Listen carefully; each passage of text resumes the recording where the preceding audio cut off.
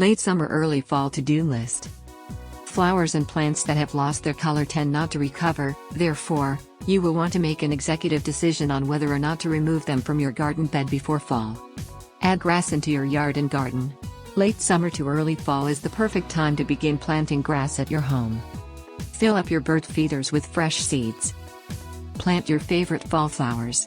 Grab some chrysanthemums and decorate your garden with fall-inspiring colors like yellow, orange and red.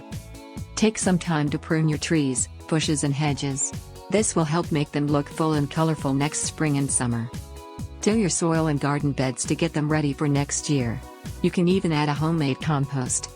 If you decide not to use your planters this fall, make sure to remove all the soil and wash them out thoroughly with mild soap and warm water. This will prevent transferring bacteria and disease to next year's new plants. During the fall, your grass will grow at a slower rate than it does during the summertime. Make sure to lower your lawnmower's blade height. Once the leaves begin to fall, make sure you are raking frequently. Leaves can actually suffocate your lawn and stop it from growing properly. Take some time to remove weeds and debris from your garden bed. The more you remove this time of year, the less you will have to worry about in the spring. For more tips, visit unitedfloors.ca.